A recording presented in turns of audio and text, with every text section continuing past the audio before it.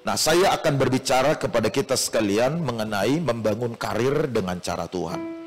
Boleh juga bicara mengenai membangun usaha dengan cara Tuhan, atau boleh juga bicara mengejar impian-impian dengan cara Tuhan.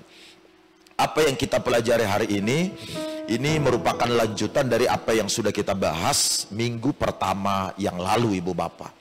Dan ini adalah lanjutan dari apa yang kita kupas secara lugas, secara jelas di minggu pertama kemarin.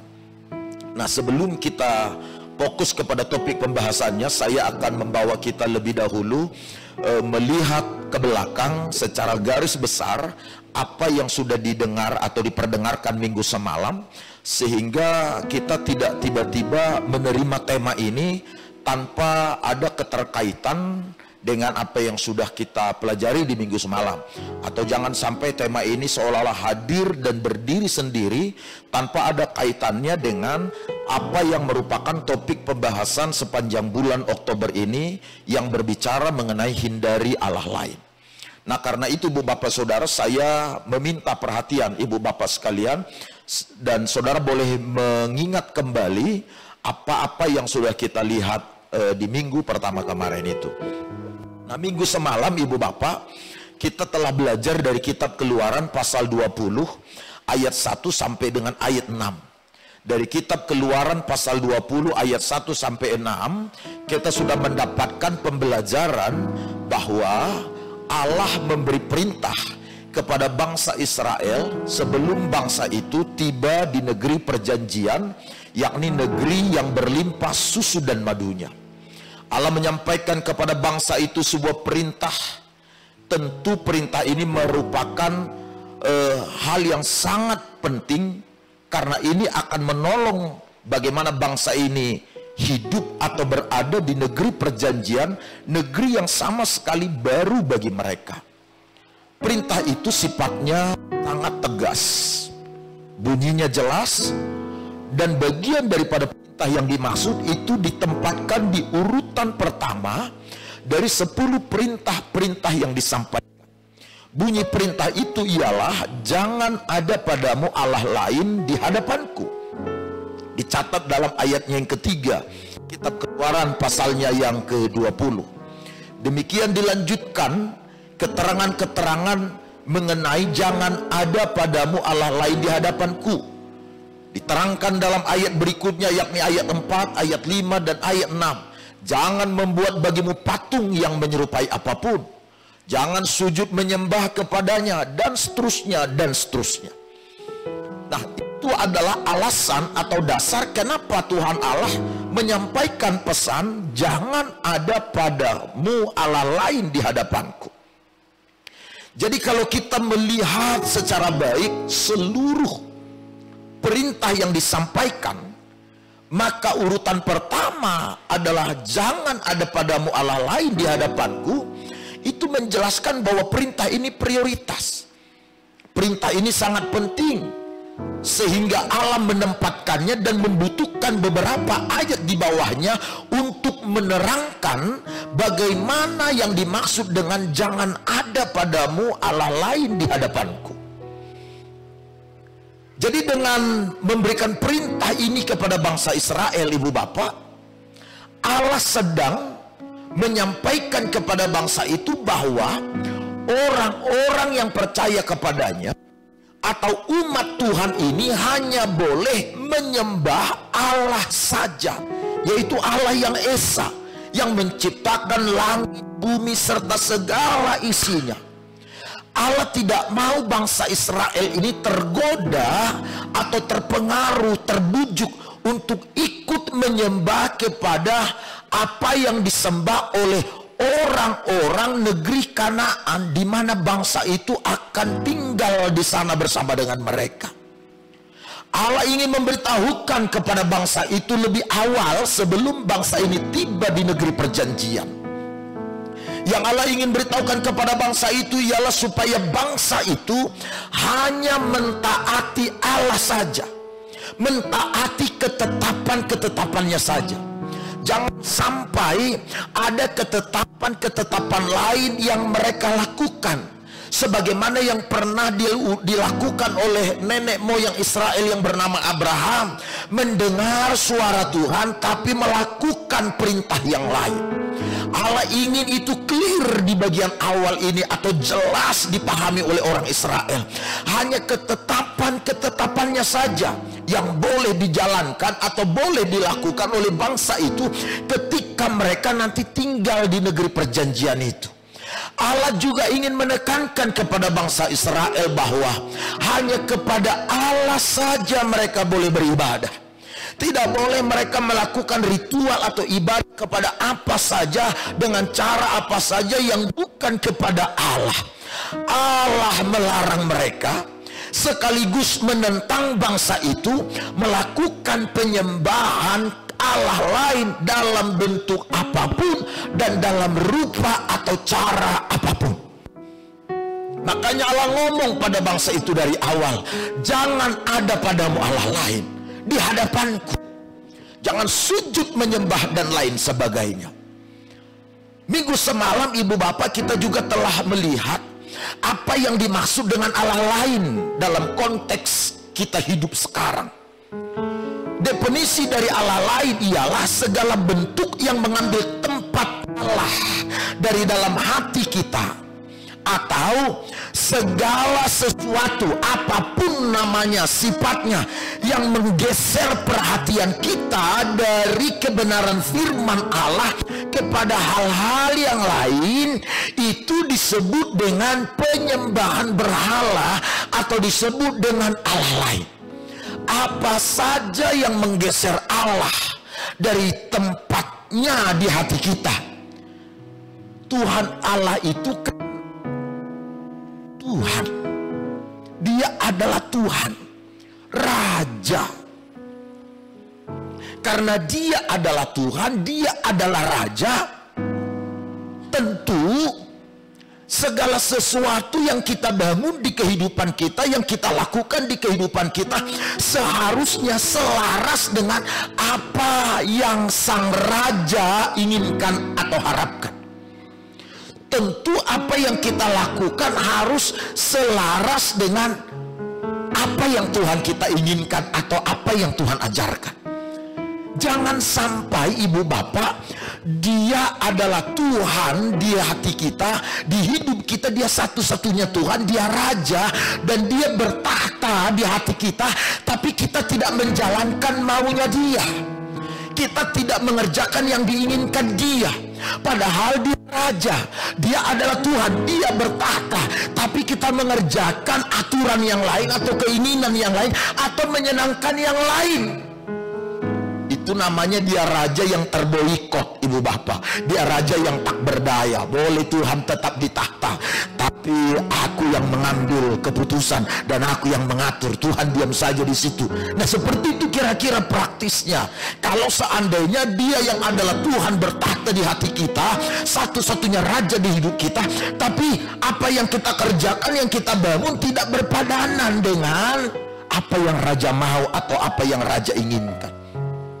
Karena itu ibu bapak, segala sesuatu yang kita lakukan yang menggeser Allah dari tempatnya, kira-kira begini, kalau seandainya kita mau melakukan apa saja dengan cara mengabaikan Allah pun kita mau, meninggalkan Allah pun kita mau, berpaling dari Allah pun kita mau, mengerjakan hal yang bertolak belakang dengan kebenaran firman Allah pun kita mau. Yang penting kita dapat sesuatu, kita mencapai keinginan kita, kita beroleh sesuatu. Masalah Allah, masalah iman belakangan. Ini namanya sudah menggeser Allah dari tempatnya di hati kita, atau kita sudah menggeser perhatian kita dari Allah kepada hal-hal yang lain, seolah-olah hal-hal yang lain ini lebih utama, hal-hal yang lain ini sumber kita, hal-hal yang lain inilah penyedia-penyedia bagi kita. Alasan kenapa perintah itu ditaruh di urutan pertama, jangan ada padamu Allah lain di hadapanku. Kenapa ini menjadi perintah utama, prioritas, bahkan disampaikan kepada bangsa itu sebelum bangsa itu berada di negeri perjanjian? Karena Allah mau bangsa ini tetap menaruh keyakinan, kepercayaan bahwa Allah ini sumber segalanya, pemilik segalanya.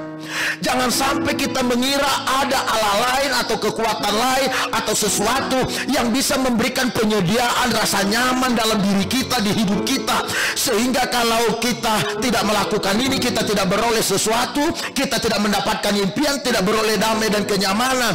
Akhirnya Allah itu tampak tidak menjadi sumber penyedia, seolah-olah dia bukan apa-apanya bagi kita, dan dia tidak seperti yang difirmankan itu. Allah mau supaya kita tetap percaya bahwa Allah adalah penyedia atas hidup kita, atas masa depan kita, bahkan atas keperluan dan kebutuhan-kebutuhan kita. Allah mau kita tetap percaya bahwa dia bisa melakukan hal-hal besar, bahkan mujizat-mujizat atas karir kita, atas usaha kita, atas pekerjaan kita, atas rumah tangga kita, bahkan atas masa depan kita.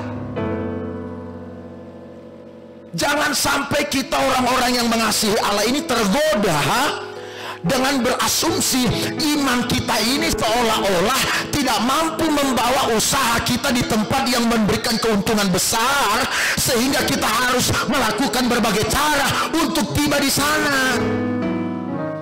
Jangan sampai kita tergoda dan berasumsi berpikir bahwa Allah itu tidak terlalu peduli dengan urusan-urusan keseharian, urusan karir, pekerjaan, urusan masa depan, penyediaan dan lain sebagainya. Kita harus tetap yakin bahwa hanya dialah sang penyedia. Dia adalah sumber mujizat. Dialah yang melakukan hal-hal besar. Dia mampu membawa usaha kita, karir kita, pekerjaan kita, finansial kita dari modal kecil, dari tidak ada usaha, dari tidak ada modal, dari tidak ada fasilitas. Allah mampu membawa usaha ini bertumbuh dan berkembang lebih besar, bahkan lebih maju, lebih besar dari orang-orang lain. Kita harus punya keyakinan sampai di sana. Kita harus punya kepercayaan kepada Allah bahwa Allah bisa membawa kita jauh lebih cepat maju, berkembang pesat. Walau sudah banyak orang yang memulai usaha lebih awal, sudah banyak orang yang memulai pekerjaan lebih awal, bahkan lebih besar, lebih kuat modalnya. Kita baru memulai, tapi Allah mau supaya kita tetap yakin bahwa dia bisa membawa kita maju lebih cepat dan berkembang lebih pesat. Makanya dia ngomong di depan, jangan ada padamu Allah lain yang menyerupai apapun di hadapanku. Itu sebabnya perintah itu disampaikan di bagian awal, sebelum bangsa itu tiba di negeri perjanjian. Hanya karena kita tidak lagi menyembah pada patung anak lembu emas, kita tidak lagi menyembah pada dewa, pada benda-benda alam yang dikeramatkan, kita tidak lagi menyembah pada malaikat. Jangan kita mengira bahwa kita sudah lepas dari menyembah Allah lain, luput dari menyembah Allah lain. Berangkat dari definisi Allah lain itu, maka kita bisa memahami Allah lain di era digital ini, Allah lain yang dimaksud oleh Alkitab di era modern ini, itu bisa dalam berbagai bentuk dan rupa. Tidak lagi melulu hanya dalam bentuk patung anak lembu emas sebagaimana sembahan orang Israel kuno. Tidak lagi sebagai bentuk benda-benda alam yang dikeramatkan, yang diyakini memiliki sesuatu dan lain sebagainya, sesuatu goib dan lain sebagainya, bukan. Allah lain di era digital atau di era modern ini bisa datang dalam berbagai rupa dan bentuk. Bisa datang dalam berbagai karir, dalam bentuk karir, dalam bentuk pekerjaan, dalam bentuk posisi atau jabatan atau promosi. Bahkan Alkitab menyebutkan dalam bentuk mamon atau uang, Matius pasal 6. Dan banyak hal lainnya dalam bentuk kesenangan-senangan. Apa saja yang menggeser perhatian kita dari Allah kepada hal-hal lain, karirkah, pekerjaankah, uangkah, jabatankah, dan lain sebagainya, apa saja, ini berpotensi menjadi jelmaan dari Allah lain yang dibicarakan dalam Alkitab kita, tapi sudah hadir atau dalam wujud yang berbeda. Nah, oleh sebab itu ibu bapak, kita harus bijak dan harus wise, atau harus memiliki pemahaman dan pengertian yang luas, supaya kita tidak terjebak pada perangkap menyembah Allah lain.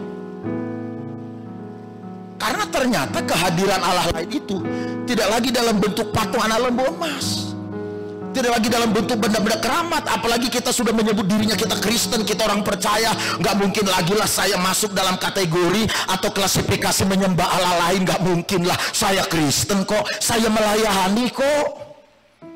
Apa saja yang menggeser perhatian kita dari kebenaran firman berpotensi membawa kita pada perangkap menyembah Allah lain. Apakah itu pekerjaan? Apakah itu kekasih hati saudara yang lagi falling in love, yang baru jatuh cinta dan lain sebagainya? Atau yang lagi mengejar impian dan lain? Hati-hati. Apa saja yang menggeser, saudara yang lebih paham dan bisa menerjemahkan lebih luas dalam diri saudara. Makanya kita harus paham sekarang. Kalau karir, pekerjaan, usaha, apalagi uang dan lain sebagainya itu ternyata bisa menjadi bentuk Allah lain, jangan-jangan kita bisa terjebak dan terperangkap dalam menyembah Allah lain. Karena itu, apakah kita harus mengabaikan karir? Apakah kita tidak perlu membangun usaha? Apakah kita tidak harus mengerjakan banyak hal? Apakah kita tidak harus mengumpulkan uang dan mencari sumber-sumber yang membuat finansial kita bertambah baik? Oh tidak. Kita perlu karir, perlu pekerjaan, perlu peningkatan finansial, perlu hal-hal yang lain. Kita perlu usaha, kita perlu hobi, kita perlu kesenangan-kesenangan yang lain. Kita perlu. Tapi ingat, jangan sampai terjebak atau terperangkap pada menyembah Allah lain. Jangan sampai semua itu membawa kita pada perangkap menyembah Allah lain. Lalu kalau begitu, bagaimana cara membangun karir, usaha, pekerjaan, mengejar impian, peningkatan finansial sesuai dengan cara Alkitab yang diajarkan oleh Tuhan di dalamnya? Saya bagi 2 poin kepada kita.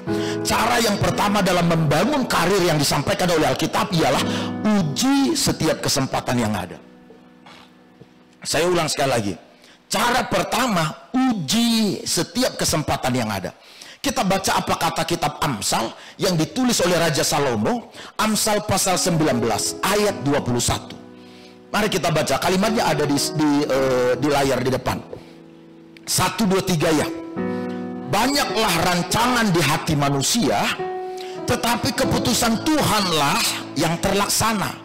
Sekali lagi, banyak rancangan di hati kita, tapi keputusan Tuhan yang terlaksana. Saya yakin setiap kita sering diperhadapkan dengan berbagai-bagai kesempatan atau peluang-peluang yang sangat menggiurkan. Apakah yang disebut dengan kesempatan atau peluang yang sangat menggiurkan itu berbicara mengenai kesempatan untuk berusaha atau meningkatkan usaha sehingga usaha kita menjadi lebih baik, lebih maju, lebih berkembang pesat? Apakah peluang atau kesempatan yang dibicarakan atau yang datang pada kita itu berbicara mengenai kesempatan untuk mendapatkan pekerjaan yang lebih baik dari pekerjaan kita sekarang? Kesempatan atau peluang untuk mendapatkan keuntungan yang lebih besar daripada keuntungan-keuntungan yang kita peroleh selama ini? Peluang dan kesempatan-kesempatan itu datang pada kita dan bisa datang berkali-kali. Apalagi kalau mereka yang menawarkan peluang itu, mereka yang menawarkan kesempatan itu, mereka yang menawarkan usaha itu, karir itu, jabatan itu, posisi itu, mereka yang menawarkan ini adalah orang yang tampak usahanya lebih maju, finansialnya lebih baik, karena mereka mengerjakan pekerjaan itu, karena mereka mengurus urusan itu. Kelihatan mereka jauh lebih berhasil, jauh lebih beruntung, ekonominya berkembang. Nah, ini sangat menggiurkan ibu bapak. Wah, kesempatan ini sangat menantang tentunya. Tapi saya mau beritahu pada kita sekalian, ibu bapak saudara terkasih, tidak peduli seperti apa menggiurkan keberhasilan yang ditawarkan, kesempatan yang ditawarkan, tidak peduli seperti apa menggodanya atau seperti apa menantangnya, usaha, pekerjaan, atau karir yang sedang diperhadapkan kepada kita, yang sedang ditawarkan kepada kita, kita harus mempertanyakan satu perkara ini: apakah kesempatan itu memang untuk saya atau bukan? Apakah peluang itu memang benar-benar milik saya apa bukan? Ini perlu ditanya. Kita perlu mengajukan pertanyaan pada diri kita ketika semua proyek yang menggiurkan ini datang, ketika semua karir, peluang-peluang untuk berhasil, lebih maju, lebih berkembang, ketika semua ini diperhadapkan, kita harus bertanya pertama sekali, apa iya peluang ini untuk saya? Apa iya kesempatan ini memang untuk saya? Firman Tuhan yang disampaikan melalui Raja Salomo dalam ayat Alkitab yang kita baca ini menegaskan kepada kita semua bahwa satu-satunya hal yang akan terlaksana dan yang akan benar-benar memberikan hasil dalam hidup kita ialah apa yang telah Tuhan tetapkan atas kita, atas hidup kita. Hal yang benar-benar, peluang atau kesempatan yang benar-benar berhasil dan akan memberikan hasil-hasil yang baik atas hidup kita ini adalah hanya apa yang telah Tuhan tetapkan atas hidup kita, bukan apa yang Tuhan tetapkan atas hidup orang lain. Makanya kalimatnya banyak rancangan di hati manusia, tetapi keputusan Tuhanlah yang terlaksana. Adalah keliru ibu bapak apabila kita mengira bahwa hanya karena sebuah peluang, sebuah karir, sebuah pekerjaan, sebuah usaha, sebuah posisi yang dikerjakan oleh orang lain kemudian menjadikan itu berhasil bagi mereka atau membuat hidup mereka menjadi lebih baik, hidup mereka menjadi lebih berhasil. Apa yang dikerjakan mereka itu membuat mereka mengalami perkembangan yang lebih hebat. Lalu kita mengira bahwa apa yang berhasil yang mereka lakukan, posisi, jabatan, usaha yang mereka kerjakan yang membuat mereka berkembang secara hebat itu, maka itu menjadi jaminan bahwa kalau kita mengerjakannya pun akan menjadi jaminan pasti kita berhasil. Asumsi ini keliru. Asumsi ini bisa membawa kita masuk pada kerugian-kerugian di masa yang akan datang yang luput dari perkiraan kita sejak dari awal. Hanya apa yang Tuhan telah tetapkan atas kita yang pasti berhasil dan akan memberikan hasil dalam kehidupan kita. Nah, karena itu apa yang berhasil pada seseorang, apa yang berhasil di saat itu, apa yang membuat mereka beruntung, tidak bisa menjadi jaminan bahwa kita pun pasti akan berhasil.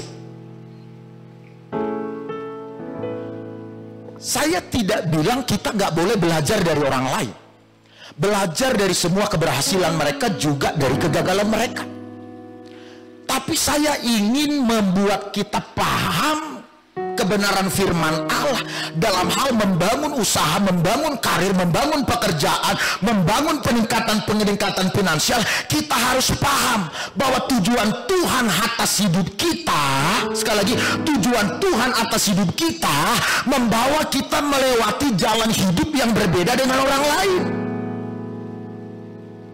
Coba lihat apa kata kitab Samuel, 1 Samuel pasal 17 ayat 38. Ayo.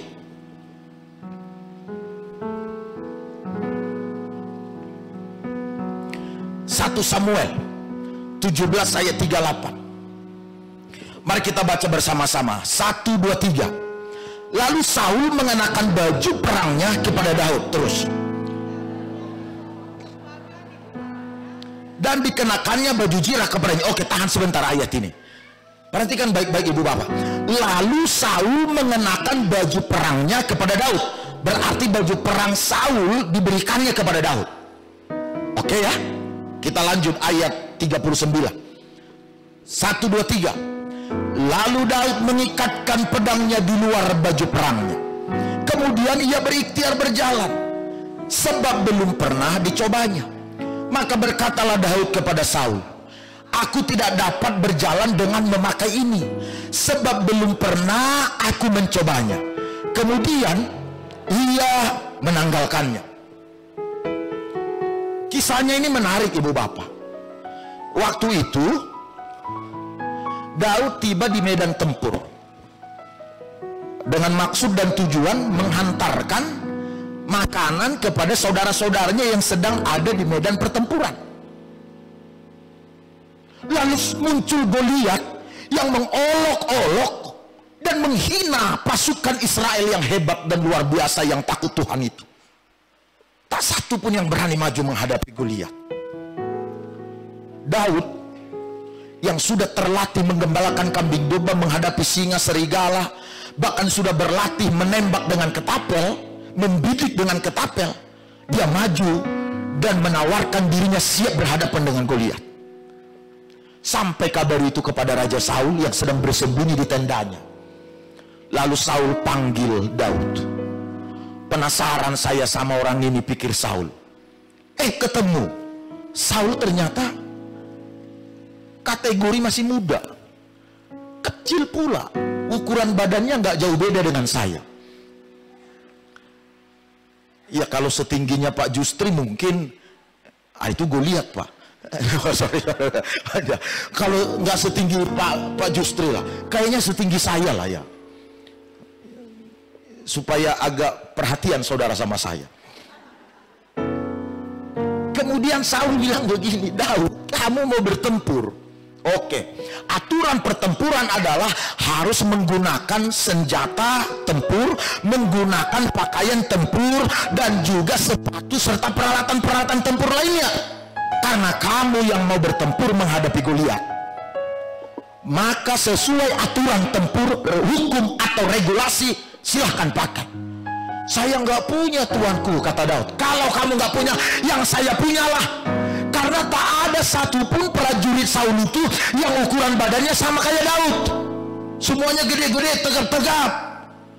Makanya mungkin Daud nggak disekolahkan orang tuanya jadi tentara pada kala itu, karena ukuran badannya nggak memenuhi syarat. Cocoknya ini hanya jadi penggembala kambing domba. Lalu kemudian karena tidak ada yang cocok, Saul kasihlah yang dia punya. Dikasihlah topinya, dikasih bajunya, kasih senjatanya, kasih sepatunya, kasih sarung tangannya. Daud pakai. Ayat Alkitab yang kita bahas itu bilang dengan jelas, begitu Daud pakai, dia mau melangkah, nggak nyaman dia, nggak bisa dipakainya, tenggelam dia. Lalu Daud bilang, tuanku nggak biasa aku pakai ini. Mungkin ini aturan dalam bertempur dan ini kewajiban, tapi aku tidak punya pemahaman, pengertian menggunakan ini dan tidak terbiasa dengan ini. Kubuka semua, dibukanya, dicoba. Tahu ibu bapak, senjata yang dipergunakan Daud menghadapi Goliat adalah senjata yang tidak memenuhi syarat untuk dipakai di medan pertempuran. Ketapel. Emang ini mau nembak kelinci, mau nembak burung merpati, ketapel. Lalu pelurunya batu kerikil. Janaria kapnu banci terterima akal logika dengan batu kerikil, panglima Filistin ini bisa roboh. Tapi tahu yang Alkitab ingin ajarkan pada kita melalui gambaran Daud melepaskan baju jirah perang yang diberikan Saul kepadanya, pesannya ialah Pesannya Allah mau mengingatkan semua orang percaya bahwa tujuan Tuhan atas hidup kita akan membawa kita melewati jalan yang berbeda dengan orang lain. Mungkin untuk seorang raja atau tentara perang Saul dan juga yang lainnya mengalahkan Goliat, mengalahkan tentara dan pasukan musuh adalah dengan peralatan senjata sesuai dengan aturan dan regulasi yang tertulis. Tapi ternyata berbeda dengan orang-orang yang bukan bagian dari tentara. Tujuan Tuhan atas Daud sebenarnya apa? Supaya menjadi raja di Israel, menduduki singgasana tahta atau istana. Tujuan Tuhan membawa Daud tiba di sana. Dimanapun ibu bapak, orang kalau mau jadi presiden, mau jadi raja, tempur, harus jadi panglima tempur atau punya pengalaman tempur yang berprestasi, pengalaman leadership dan lain sebagainya. Makanya sering sekali orang-orang jadi pemimpin itu adalah rekam jejaknya tentara, kemudian pernah mengalahkan ini, membebaskan ini, dan ini, punya pengalaman hebat. Tujuan untuk istana, jadi raja, tempur. Masalahnya Daud bukan tentara, tapi bagaimana supaya dia bisa tiba di istana dengan apa yang ada pada dia? Itulah cara Allah membawa Daud tiba di istana. Dengan cara apa? Dengan ketapel dan batu kerikil. Kalau bagi seorang tentara, ya dengan perlengkapan perang yang lengkap, dia bisa tiba di istana. Karenanya beda ibu bapak. Hanya karena seseorang berkembang usahanya, bertambah baik finansialnya, dengan usaha, dengan pekerjaan, dengan apa yang ditawarkan, dengan apa yang dilakukan, lalu kemudian kita segera tergiur, lalu kita menginvestasikan sumber-sumber berharga di dalamnya.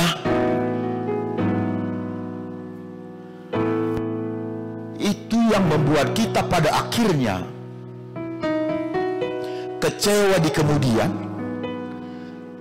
Karena setelah semua investasi hal-hal yang berharga itu kita gagal atau tidak mendapatkan hasil sebagaimana yang kita harapkan atau sebagaimana yang dipromosikan, sebagaimana yang disampaikan.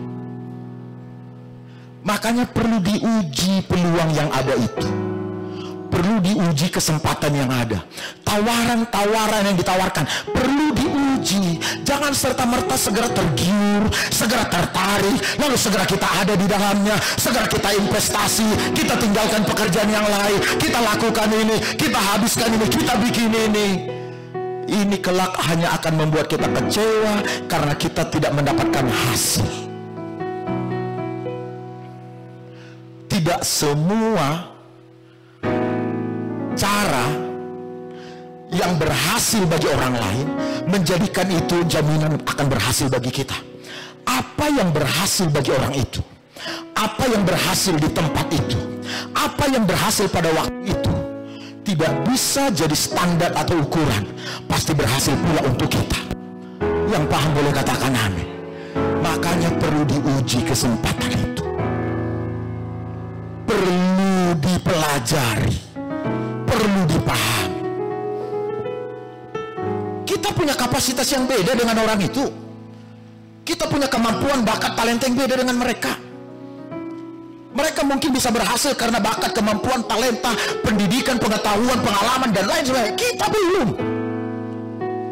Karena itu melakukan apa yang telah dilakukan orang lain tidak selalu memberikan hasil yang Tuhan inginkan atas hidup kita. Boleh belajar dari orang lain, Pak, Bu.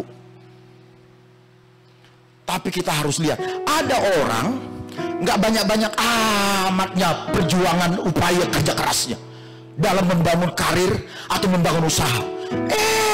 Tuhan bawa dia naik, usahanya berkembang cepat. Ada orang udah habis-habisan, nggak berkembang juga. Bahkan secara letter tertulis semua pedoman itu diikuti. Menjelaskan apa? Cara Tuhan membawa kita menuju tujuannya, menuju apa yang Dia rancang, yang Dia tetapkan atas hidup kita. Berbeda jalannya, berbeda caranya. Yang ngerti katakan amin. Yang paham boleh katakan amin.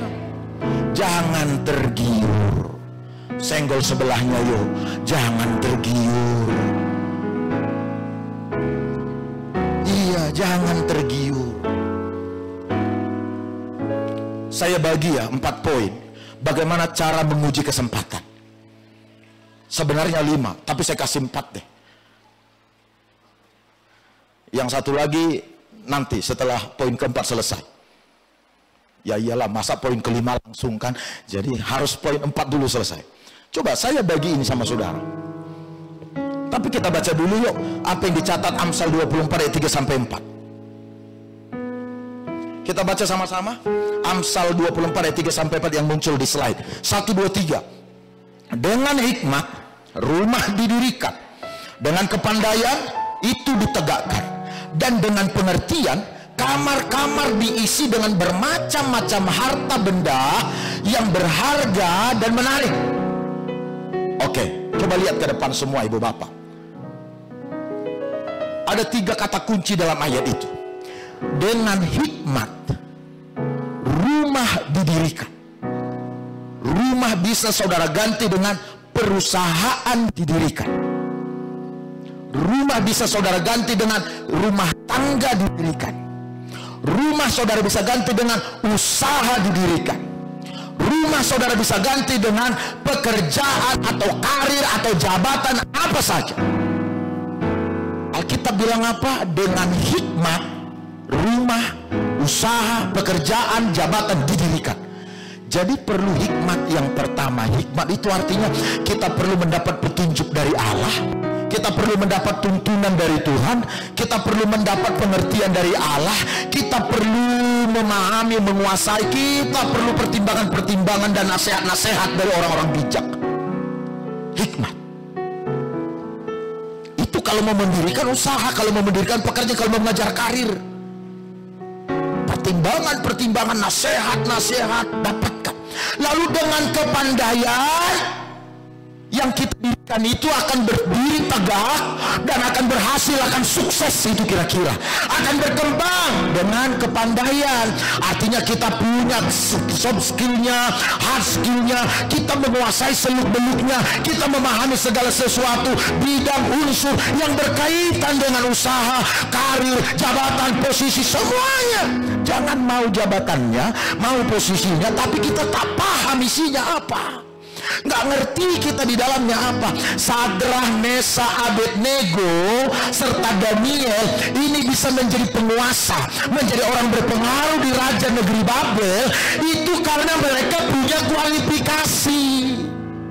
Bukan tiba-tiba hanya karena doa dan pengurapan lalu mereka ada di posisi orang-orang penting di istana Raja Babel. Tidak. Doa pengurapan perlu, tapi nggak cukup itu Pak Bu. Perlu skill-skill yang lain. Lalu apalagi kata Alkitab, di samping dengan kepandaian itu ditegakkan dengan pengertian. Artinya kita harus mengelola atau kita harus melihat semua data, informasi-informasi penting, bahkan hal-hal yang tidak terungkap, yang tersembunyi, serta bahaya-bahaya yang luput dari perhatian banyak orang atau yang tidak disampaikan kepada kita saat menawarkan usaha, pekerjaan, jabatan. Harus kita pahami.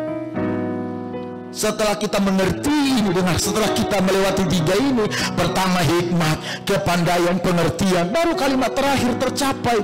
Kalimat terakhir itu apa? Usaha kita, rumah kita, perbendaharaan kita, rekening kita diisi dengan berbagai macam harta benda yang berharga dan menarik. 3 itu Pak. Dari 3 ini saya rumuskan 4 tahap untuk menguji apakah kesempatan ini dari Tuhan untuk kita apa bukan. Tahap yang pertama adalah Ini harus kita pahami. Tahap paling mendasar, ini paling umum. Paling umum ini. Segala yang berkilau belum tentu emas. Tidak semua yang kuning, tidak semua yang berkilau emas. Yang namanya karir, jabatan, usaha, pekerjaan, bisnis, biasanya selalu yang manis-manisnya ditawarkan, disampaikan, diinformasikan.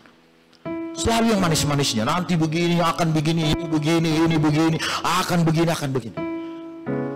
Jarang sekali seseorang mempromosikan, merekrut kita untuk sebuah karir, sebuah jabatan dengan mengutarakan yang pahit-pahit di awal.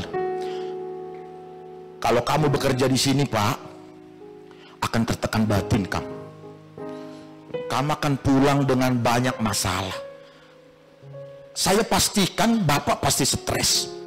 Kalau Bapak bergabung di sini, bekerja di sini, akan banyak persoalan-persoalan muncul dan banyak orang tidak suka sama Bapak.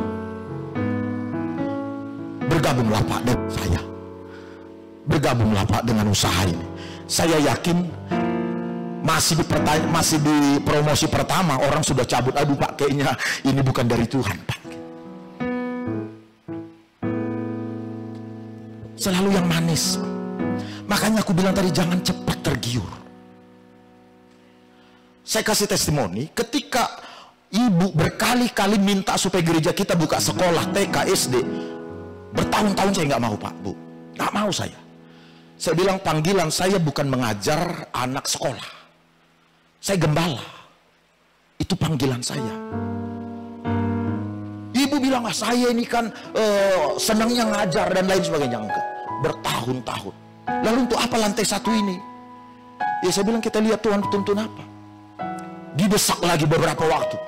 Tiap kali ini seperti Delila yang merengek-rengek sama Simpson. Ibu itu seperti Delila yang membujuk-bujuk Simpson. Udah Pi, buka sekolah Pi, udah Pi. Karena saya tidak tahan lagi dengan bujukan-bujukannya, lalu saya kasih sebuah pernyataan. Mam, saya setuju buka sekolah apabila ada orang yang bisa meyakinkan saya bahwa kalau kita buka sekolah, sekolah itu akan maju, berkembang, dan bertumbuh dan menjadi berkat. Siapa? Nah, kalau siapa berarti jangan. Kemudian ada ketemu seorang hamba Tuhan, pasangan suami istri, ditolak di banyak sekolah di kota ini, sampai Kaban Jahe. Kebetulan salah satu ikut mendirikan atau merintis sekolah yang terbaik di Semarang. Salah satu sekolah SD dan SMP di Semarang. Pulang kampung, masuk di sekolah manapun ditolak. Dia tahu dari orang lain bahwa kita punya gedung, tapi nggak ada orang mau buka sekolah. Datang ketemu saya. Lalu dia presentasi sama saya, begini. Saya bilang, saya nggak terlalu paham sekolah, tapi begini aja deh. Saya akan dengar presentasi ini di depan para guru-guru dan para kepala sekolah yang ada di gereja ini. Maka saya undanglah semua guru yang ada di gereja kita. PNS, yang guru pegawai negeri, yang swasta, semua saya undang. Sama kepala-kepala sekolah yang ada, kepala sekolah TK, semua saya undang. Lalu saya suruh dia presentasi. Bu, sekarang presentasi di depan mereka. Ya presentasi lah. Ini begini. Setelah pendek kata presentasi, lalu kemudian saya tanya kepada guru-guru yang hadir, sama semua hamba-hamba Tuhan. Ibu bapak, logis enggak yang dijelaskannya? Oh logis Pak. Ada enggak di Tanah Karo ini? Belum ada Pak yang kalau ini benar, belum ada ini Pak di Tanah Karo yang diterapkan ini. Dan kalau ini bisa diterapkan Pak, saya jamin maju sekolah kita, berkembang sekolah itu. Oke, kalau gitu saya tanya, berapa lama bisa mempersiapkan? Oh bisa kita persiapkan, 3 bulan bisa, langsung kita buka. Setuju, asal jangan kurang dari sini dan bergeser dari presentasi ini. Setuju. 3 bulan terbit izin, kita mulai bla bla bla. Hanya 4 kelas TK SD sampai kelas 4 SD kita dan subsidi. Setelah masuk kelas 5, 6, 7 dia mulai bisa hidup sendiri. Dan kemudian sekarang ini siswanya jauh lebih banyak dari luar, bukan dari jemaat gereja lokal yang angkatan sekarang. Prestasi yang sudah diraih oleh sekolah ini luar biasa. Guru terbaiknya dari sekolah kita, prestasi dari dinas pendidikan, dari kementerian, bahkan setiap kali event perlombaan minimal juara 2 sekolah kita ini tingkat kabupaten.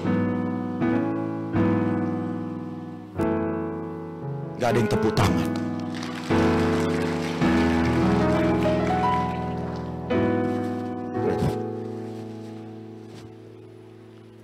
Nah, ini diuji kesempatan yang ada, dicek semuanya, pasti. Makanya tidak semua yang berkilau itu emas. Jadi jangan tergoda dengan yang manis-manis. Kembali ke slide saya sedikit lagi ya. Slide saya tadi mana? Lalu yang kedua apa? Kita harus bertanya, apakah kita bisa menyelesaikan? Bisakah kita mengerjakan itu? Ketika kita ditawarkan usaha, ditawarkan pekerjaan, diajak bergabung, dan lain sebagainya, dipercayakan posisi atau jabatan, kita harus bertanya, bisa nggak aku kerjakan ini? Bisa nggak aku urusin? Kita mesti bertanya itu. Kita mesti menghitung seperti apa perencanaan dia, sebab ada banyak sekali biaya-biaya yang tidak muncul di permukaan pada saat berbicara mengenai kegiatan, pekerjaan atau usaha atau bisnis yang mau dibangun. Ada banyak yang tidak muncul di permukaan, tersembunyi semuanya. Ini yang harus kita gali, kita dalami, kita cari tahu informasi yang tepat. Lalu kita lihat potensi kita, kita lihat keberadaan kita lihat skill kita lihat mereka yang di sekeliling kita harus tahu. Yesus bilang kalau mau membangun sesuatu duduk di belakang meja, berhitung kita bisa mengerjakan apa enggak, kita bisa melakukan apa enggak. Kalau enggak apa, kalau kelihatan semuanya mudah, ini mungkin saudara bisa beda dengan saya, tapi aku ngomong semua tawaran itu terlihat mudah, bujukan itu, ajakan itu, promosi itu terlihat manis, mudah semua, seolah-olah bisa diurus. Kalau aku jadi saudara, saya pasti tinggalkan usaha itu, saya pasti tolak usaha itu. Karena kalau semua urusan usaha itu mudah, semua orang bisa mengerjakannya. Jadi hanya karena semuanya disampaikan manis, bagus, lalu kita segera tergiur. Hati-hati, hati-hati. Lalu yang ketiga, apalagi kata kalimat yang penting kita pahami sebelum kita supaya kita bisa menguji setiap kesempatan. Temukan resikonya apa? Semua bisnis, semua usaha, semua karir, semua pekerjaan unik, memiliki resiko-resiko tersendiri. Saudara misalnya mau ada di sebuah posisi atau sebuah jabatan, atau ada di organisasi, atau mau jadi calon legislatif, atau mau jadi atau apa saja, jadi jabatan-jabatan tertentu. Saudara harus tahu ada risikonya di sana. Kita mesti paham. Sebelum kita terima, kita harus siap dulu ini dengan risiko apa enggak. Risikonya minimal kalau kita ada di organisasi atau kita di legislatif atau di pengusaha atau apa saja, risikonya kita bisa difitnah, kita bisa dipiralkan, kita bisa diserang, kita bisa dituduh macam-macam. Kalau kita nggak paham ini adalah risiko-risiko dari pekerjaan, risiko-risiko yang diakibatkan oleh sebuah posisi, sebuah jabatan, kita bisa putus asa dan kecewa, menyerah, dan kita bisa juga menyalahkan orang lain dan meninggalkan Tuhan. Kita tahu kalau kita ada di jabatan sebagai kepala sekolah, jabatan sebagai pemimpin, jabatan sebagai pengurus, jabatan di organisasi, pastilah ada yang senang dan tidak senang. Harus siap resikonya apa. Bisa saja kita dijebak, bisa saja kita dituduh korupsi, bisa saja kita ditangkap KPK, diperiksa sama BPK dan lain sebagainya. Bukan babi panggang karo maksud saya BPK ini. Banyak kan. Kita mesti tahu resikonya apa. Ibu juga harus tahu, Bu, kalau suami saudara yang profesinya itu, atau bapak harus paham kalau itu memang profesinya istri. Ketika nanti berhadapan dengan resiko itu, jangan saling serang dan menyalahkan, lalu berkata, itulah kenapa baru terima. Udah aku bilang dulu, jangan ngomong sama dia, Pi, itu resiko. Ketika saya ada di sebuah posisi jabatan, lalu mengalami pergolakan karena dimainkan ombak politik di dalamnya, ibu hampir marah pada dirinya sendiri dan pada gereja Tuhan. Saya ngomong sama ibu, Mam, ini resiko karena saya ada di organisasi. Jangan khawatir, badai akan berlalu. Benar, ada ombak yang datang, ada ombak yang diciptakan. Jadi mesti paham ibu dan bapak. Boleh ku dengar amin? Tahu risikonya. Kalau tidak diberitahukan risikonya, cari tahu. Lalu yang berikut apa? Kuasai bidangnya. Kita mesti belajar, pahami, temukan informasi, para ahli dan lain sebagainya, sampai kita benar-benar bisa menguasai bidangnya. Jangan buka restoran kalau saudara nggak tahu rasa masakan yang enak. Saya punya keinginan tahun-tahun yang akan datang gereja kita punya UMKM atau himpunan UMKM yang akan mewarnai seluruh kota dan seluruh tempat-tempat lain. Tapi nanti dulu, selesai dulu satu-satu, supaya meningkatkan finansial jemaat, finansial kita semua. Kita kuasai bidangnya. Saya nggak mungkin jadi pendeta kalau saya nggak ngerti teori-teori berkhotbah, dan saya nggak akan mau jadi pengajar Alkitab kalau saya tidak memahami rumus-rumus bagaimana mengajarkan Alkitab atau menafsirkan, supaya saya jangan salah tafsir. Sebab di dunia digital ini, hanya karena orang pasti lidah bisa bicara, lalu seolah-olah dia bisa ngomong di media sosial, dan semua yang dia sampaikan itu seolah-olah kebenaran berdasar memenuhi syarat atau standar-standar dalam sebuah klasifikasi kebenaran firman. Padahal dia hanya dengar dari orang lain, ikut seminar sana, disampaikan, dengar, kutip, sampaikan. Makanya jadi kacau balau. Lalu yang terakhir, saya nggak panjang di sini, kuasai bidangnya. Ini yang terakhir penting saudara pahami. Setelah segala yang berkilau belum tentu emas, apakah kita bisa menyelesaikan apa tidak? Temukan resikonya apa, kuasai bidangnya. Ini yang terakhir paling penting. Berdoa. Berdoa paling penting untuk bisa menguji ini, kesempatan ini untuk saya apa bukan, peluang ini benar apa enggak, proyek ini, promosi ini, pekerjaan ini benar apa enggak. Doa. Katakan amin. Yang terakhir, poin kedua, bagaimana cara mengejar karir atau membangun karir sehingga kita tidak terjebak pada menyembah Allah lain. Ini waktu udah mau selesai, tapi bagian kedua ini nggak panjang ibu bapak, tapi ini penting, saya harus bagikan kepada kita. Poin kedua ialah pegang teguh ucapan kita. Apa kata Alkitab? Kita baca Amsal 3 ayat 3-4 yuk. Amsal 3 ayat 3-4. Kita baca bersama-sama, muncul di slide saya, mungkin saudara bisa baca. 1, 2, 3 ya. Janganlah kiranya kasih dan setia meninggalkan engkau. Kalungkanlah itu pada lehermu, tuliskanlah itu pada loh hatimu, maka engkau akan mendapat kasih dan penghargaan dalam pandangan Allah serta manusia. Enak ini bagian kalimat terakhir, maka engkau akan mendapatkan kasih dan penghargaan dalam pandangan Allah serta manusia. Artinya kita dipercaya Allah dan dipercaya manusia. Saya mau tanya, yang rindu dipercaya Allah dan dipercaya manusia, diperkenan Allah dan diperkenan manusia, tepuk tangan dulu bagi Tuhan Yesus. Yang rindu. Menarik ini ibu bapak. Tapi tahu cara supaya kita diperkenan Allah, dipercaya Allah dan dipercaya manusia. Kalau saudara buka karir, bangun usaha, saudara bekerja, saudara punya bisnis, saudara punya apa, dipercaya orang kita. Saudara kerja dengan orang lain, dipercaya pimpinan, dipercaya teman sekerja. Enak kalau begitu. Tapi caranya apa kata Alkitab? Supaya kita diperkenan Allah, diperkenan manusia. Caranya adalah kalimat bagian awal, jangan kiranya kasih dan setia meninggalkan engkau. Apa sih yang dimaksud dengan kasih dan setia dalam konteks itu? Yang dimaksud dengan kasih dan setia dalam konteks itu adalah kebenaran. Saya ulang, kebenaran. Jadi ketika kalimatnya berkata janganlah hendak kiranya kasih dan setia meninggalkan engkau, itu artinya Alkitab mau bilang, Raja Salomo mau ngomong, janganlah hendaknya kebenaran meninggalkan engkau. Jangan kebenaran tidak ada pada kita. Makanya kalimat berikut apa? Mana ayatnya selainnya tadi? Kalungkanlah itu pada leher, tuliskan pada loh. Dengan kata lain, firman Tuhan ini mau bilang, kebenaran yang ada pada kita itu harus ditulis, harus ada dalam hati kita. Janganlah hendaknya kebenaran meninggalkan engkau. Kebenaran itu harus ada dalam hati kita, harus ada dalam diri kita.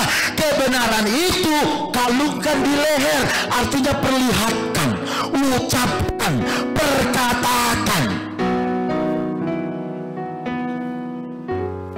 Tuhan tahu ibu bapak, ketika firman ini ditulis, Tuhan tahu bahwa manusia itu punya kecenderungan, bisa dia ngomongnya benar, di dalamnya nggak benar. Makanya makanya pesan Tuhan supaya kita diperkenan Allah, diperkenan sesama, dipercaya sesama, dan kita makin naik karirnya, makin bagus usahanya, makin berkembang finansial kita karena dipercaya, didukung. Kebenaran harus ada di hati kita. Dan apa yang ada di sini, itulah dasar kita berujar, itulah dasar kita berucap. Kira-kira Alkitab itu mau bilang begini dalam bahasa sehari-hari, jangan sembarang ngomong, jangan sembarang bicara. Kita hamba Tuhan, anak Tuhan, jangan sembarang bicara. Kita anak-anak Tuhan, orang-orang percaya, jangan asal berucap. Yang kita ucapkan itu harus didasarkan pada kebenaran yang tertulis di hati kita, yang tampak keluar dari leher kita. Kalau saudara berjanji, tepati janji itu.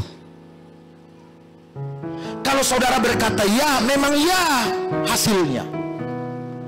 Jangan kita mengucapkan sesuatu tapi sebenarnya kita nggak mampu atau tidak bisa menyelesaikan atau tidak bisa menyanggupinya. Jangan. Itu namanya tidak teguh, tidak berpegang teguh pada ucapan.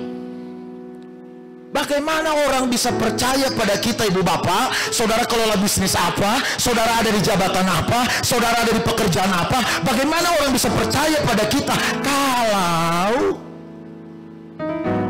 kita tidak menepati apa yang kita ucapkan? Kepercayaan adalah dasar di mana sebuah hubungan dibangun. Kepercayaan. Supaya orang dekat dengan kita, mau bekerja sama dengan kita, mau bergerak bersama dengan kita, terus mempromosikan dan mempercayakan kita. Kepercayaan dasarnya. Menepati janji atau menepati yang diucapkan adalah pengikatnya. Makanya kepercayaan kita makin kuat. Apapun kata orang, nggak yakin saya, karena saya tahu dia bagaimana, nggak percaya saya. Menepati janji itu adalah pengikatnya. Kututup ini, kututup. Ibu bapak tahu siapa di antara saudara orang-orang hukum? Atau siapa di antara saudara para pengacara? Coba deh, siapa di antara saudara yang pernah berusaha atau pernah terikat janji kerjasama dengan lain sebagainya? Coba dengar begini, ini bagian terakhir, ini penting. Saudara tahu kenapa tahun-tahun belakangan ini dan makin tahun makin bertambah banyak orang-orang setiap kali mau melakukan usaha atau mau melakukan kerjasama atau mau mengerjakan sesuatu selalu ada kontrak atau perjanjian. Setiap kali mau bikin apapun sekarang ada kontraknya, ada perjanjian tertulis. Kenapa tahun demi tahun semakin banyak para pengacara, orang-orang notaris yang terlibat di semua aktivitas karir, usaha, pekerjaan dan lain sebagainya? Kenapa? Meterai makin laris. Meterai 10.000, naik lagi nanti. Dengar, meningkatnya kontrak-kontrak dalam apapun. Bahkan kita sesama keluarga pun sudah pakai kontrak sekarang. Sesama keluarga, Bang Ade pakai kontrak kerjasama atau perjanjian dan lain sebagainya. Enggak salah. Tapi saya ingin memperhadapkan kepada kita semua sebuah pemahaman bahwa kenapa itu meningkat sekarang dan kenapa itu tiap tahun terus bertambah. Itu menjelaskan karena setiap tahun atau semakin banyak di antara kita saling tidak percaya sekarang. Semakin banyak di antara sesama kita saling mudah curiga. Entah itu karena dia pernah melakukan atau supaya jangan ada penggelapan, atau supaya jangan ingkar janji atau prestasi, atau supaya jangan dihianati, atau karena dia ini dan itu dan lain sebagainya. Tapi apapun bentuknya, itu menjelaskan pada kita seperti apa keberadaan manusia di sekitar kita sekarang. Makin banyak orang yang saling mudah curiga dan tidak bisa dipercaya. Artinya makin banyak orang tidak jujur. Tapi saya dorong kita semua, tanamkan di hati kita bahwa kita harus menjadi orang yang jujur. Tanamkan di hati kita bahwa kita harus menjadi orang yang bisa dipercaya. Tanamkan di hati kita bahwa kita harus menjadi orang yang bisa diandalkan. Tanamkan di hati kita bahwa kita harus menjadi orang yang bertanggung jawab. Tanamkan di hati kita bahwa kita akan menjadi orang yang punya reputasi baik. Tanamkan itu di hati kita. Apapun bisnis, pekerjaan, usaha, karir, atau urusan-urusan saudara, tanamkan itu kuat-kuat. Jangan kompromi dengan yang lain. Karena itulah yang membuat Allah berkenan, orang lain pun senang dan percaya pada kita. Orang yang tidak bisa dipercaya itu cuma satu tempatnya, berpindah dari satu tempat ke tempat lain, selalu berpindah. Orang yang tidak bisa dipercaya, hari ini dia kerja di sini, besok udah pindah lagi kemana, pindah lagi entah kemana, pindah lagi entah kemana. Makanya jadilah orang bisa dipercaya. Tepuk tangan bagi Tuhan Yesus. Mari kita bernyanyi bersama-sama.